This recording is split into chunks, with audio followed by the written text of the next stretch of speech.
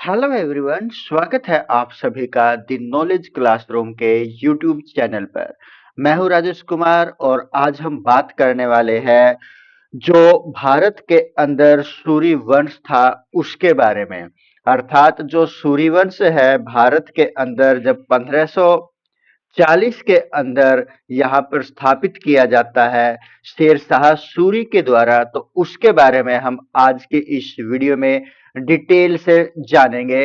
अर्थात जो सूरी वंश है उसके बारे में हम यहाँ पर पढ़ने वाले हैं।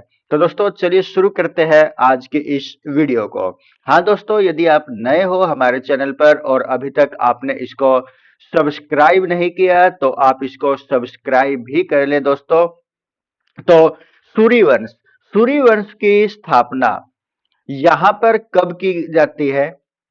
1540 में। और कब तक ये सूर्यवंश यहाँ पर भारत के अंदर रहता है? 1555 तक भारत में सूर्यवंश का शासन रहता है। अब जो सूर्यवंश था इसके जो संस्थापक थे, सूर्यवंश के जो संस्थापक थे, जिसका नाम क्या था सूर्यवंश के संस्थापक का? सूर्यवंश के संस्थापक का नाम था शेर शाह सूरी। शेर शाह सूरी इस वंश के संस्थापक का नाम था, जिसने जो शासन किया है शेरशाह सूरी ने 1540 से लेकर के 45 तक यहाँ पर इसने शासन किया। अब इस शेरशाह सूरी के बारे में थोड़ी ही और यदि डिटेल देखें तो जो इसका बचपन है, बचपन कहाँ पर बीतता है? हरियाणा के अंदर। हरियाणा का कौन सा? महेंद्रगढ़ नारनौल के अंदर इसका बचपन बीतता है। नारनौल में इसका जो बचपन है वो बीतता है। और कुछ जो मानते हैं इसका जो बचपन है वो कहां पर बीतता है? बिहार में। अब ये जो अपवादित एक यहाँ पर प्रश्न बन जाता है, इसमें जो हरियाणा नारनौल में महेंद्रगढ़ में इसका बचपन है वो, और जो इसका जन्म है 1472 में मानते हैं कौन?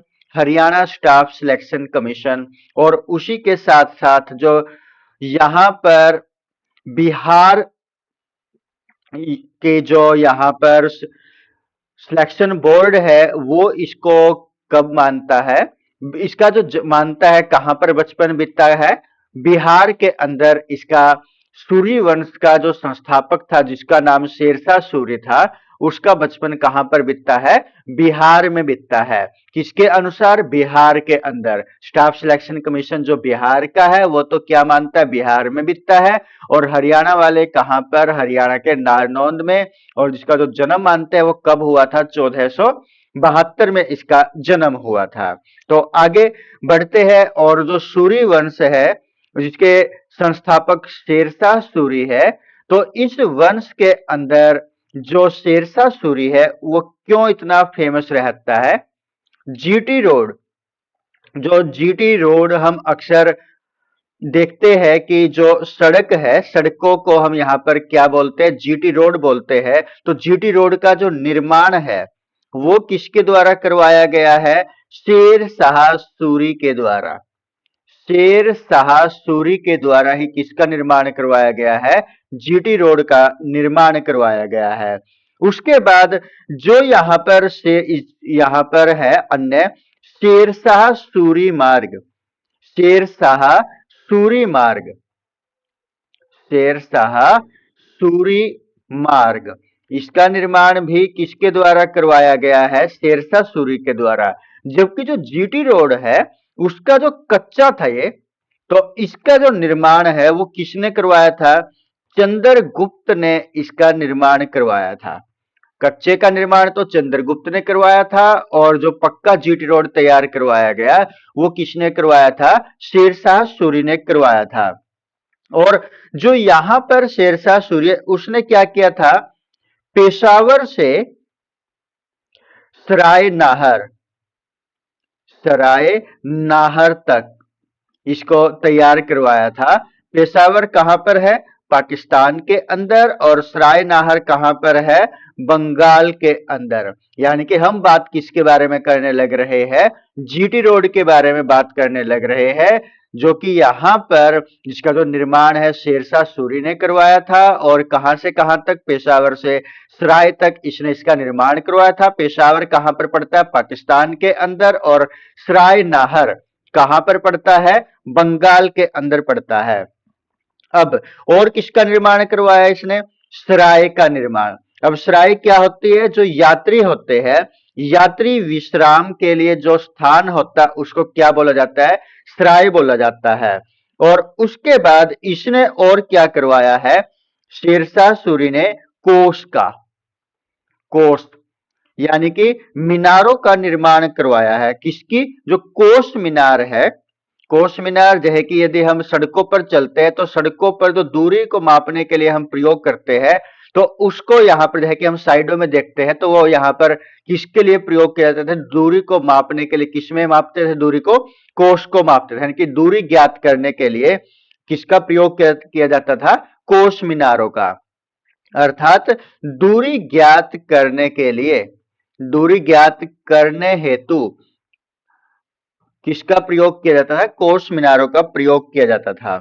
और इसी समय में एक ग्रंथ लिखा गया, एक ग्रंथ लिखा, उस ग्रंथ का नाम क्या था, पद्मावत।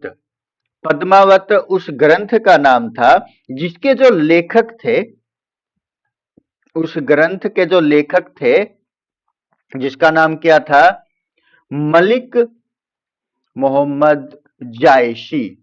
मलिक मोहम्मद जायसी उस पद्मावत ग्रंथ के लेखक थे।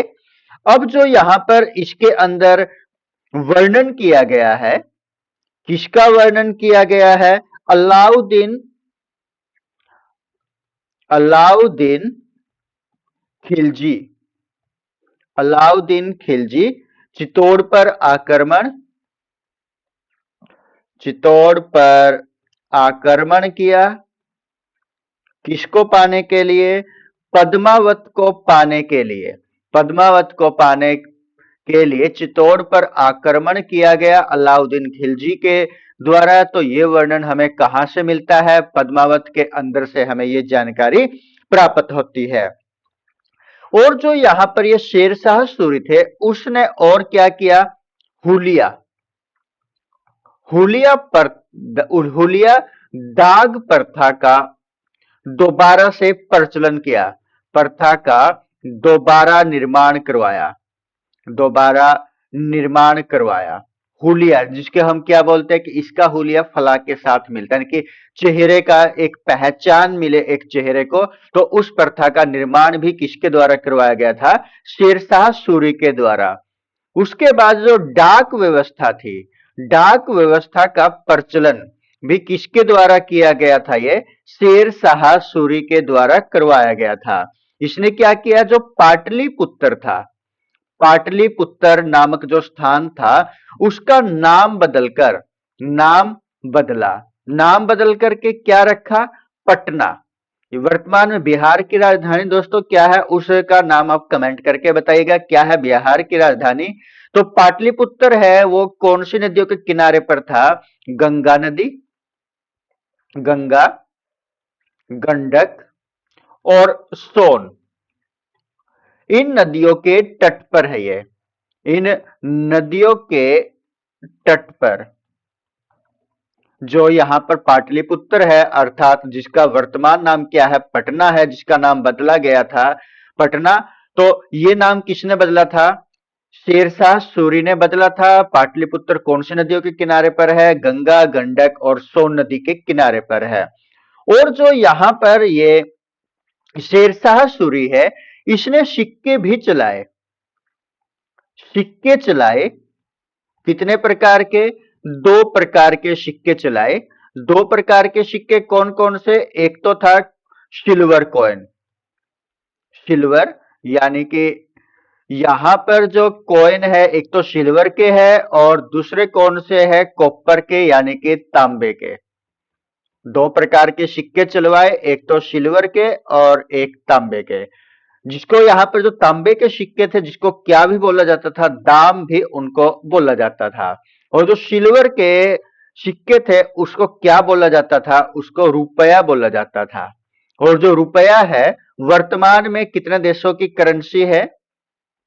कितने देशों की करेंसी है जो रुपया है वर्तमान में? 8 देशों की। वर्तमान में हम इस प्रश्न को यदि देखें तो रुपया कितने देशों की करेंसी है इस समय? 8 देशों की। कौन कौन से है? नंबर 1 पर तो अपना ही देश है इंडिया, नंबर 2 पर पाकिस्तान, नंबर 3 पर नेपाल, नंबर 4 पर श्रीलंका, श्रीलंका, नंबर 5 पर है इंडोनेशिया, इंडोनेशिया, नंबर 6 पर है मॉरिशस, मॉरिशस नंबर 6 पर, नंबर 7 पर है सेशेल्स और नंबर 8 पर है मालदीव, मालदीव। यानी कि जो है कि यहाँ पर पाकिस्तानी रुपया, नेपाली रुपया, श्रीलंकाई रुपया, तो इन देशों की जो करेंसी है वो क्या है? रुपया है। उसके बाद आगे बढ़ते हैं और जो यहाँ पर शेरशाह सूरी थी जिसकी मृत्यु, शेरशाह सूरी की जो मृत्यु है कब हो जाती है? 1545 में इसकी मृत्यु होती है। 1545 में कहां पर, किस प्रकार से? जब ये एक अभियान के ऊपर थे जिसका नाम क्या था? कालिंजर अभियान था। कालिंजर अभियान के दौरान एक तोप चलाने लग रहे थे, तो के दौरान तोप चलाते समय, तोप चलाते समय इनकी मृत्यु हुई थी।